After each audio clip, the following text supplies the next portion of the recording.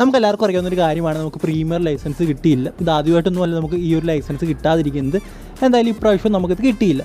എന്തായാലും കിട്ടിയില്ലെങ്കിൽ നമ്മുടെ ഫാൻസിനോട് അത് അഡ്രസ്സ് ചെയ്യണം. എന്ത് കാരണത്താലാണ് കിട്ടാത്തത്, ഇനി എന്ത് ചെയ്യാൻ പറ്റും എന്നൊക്കെ നമ്മുടെ ഫാൻസിനോട് സോഷ്യൽ മീഡിയ പേജ് ഉണ്ടാക്കിയിട്ടുണ്ട്, അതിലൂടെങ്കിലും അഡ്രസ്സ് ചെയ്യണം. ഇതെല്ലാം നമ്മൾ കണ്ടുപഠിക്കേണ്ടത് ഒഡീഷ FC നിന്നാണ്. എന്തായാലും അവർ നമ്മുടെ സോഷ്യൽ മീഡിയയിൽ ഒരു പോസ്റ്റ് ഇട്ടിട്ടുണ്ട്, അല്ലെങ്കിൽ ഒരു ട്വീറ്റ് ചെയ്തിട്ടുണ്ട്. അതിങ്ങനെയാണ്: ഞങ്ങൾ ഡിസപ്പോയിൻറ്റഡ് ആണ്, നമുക്ക് ലൈസൻസ് കിട്ടിയില്ല എന്നുള്ള കാര്യത്തിൽ. പക്ഷേ ഞങ്ങളുടെ എല്ലാ രീതിയിലും ശ്രമിച്ചിരുന്നു, എല്ലാ കാര്യങ്ങളും ചെയ്തിരുന്നു ആ ഒരു ലൈസൻസ് കിട്ടാനുള്ള. പക്ഷേ എന്തുകൊണ്ടാണ് കിട്ടാത്തതെന്ന് അറിയില്ല.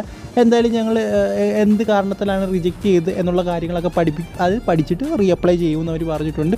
സോ അവരുടെ ഫാൻസിന് അവർ വേണ്ട വിധത്തിലുള്ള ഇൻഫർമേഷൻ കൊടുത്തിട്ടുണ്ട്. പക്ഷേ നമ്മുടെ കേരള ബ്ലാസ്റ്റേഴ്സ് മാനേജ്മെൻറ്റ് അതൊന്നും ചെയ്തിട്ടില്ല. സോ അതൊരു പ്രൊഫഷണൽ രീതിയിലുള്ള അപ്രോച്ചാണെന്ന് തോന്നുന്നില്ല. ഉറപ്പായിട്ടും ഫാൻസ് അറിയേണ്ട ആവശ്യമുണ്ട്, എന്താ കിട്ടാത്തത്, ഇനി എന്ത് ചെയ്യും എന്നുള്ള കാര്യങ്ങളൊക്കെ നമ്മൾ അറിയേണ്ട ആവശ്യമുണ്ട്. സോ അത് ചെയ്യാത്തത് ശരിയായിട്ടുള്ള കാര്യമാണെന്ന് തോന്നുന്നില്ല. കാരണം ഇത്രയും പേരൊക്കെ ഉള്ളത് സോഷ്യൽ മീഡിയ ഹാൻഡിലാണ്.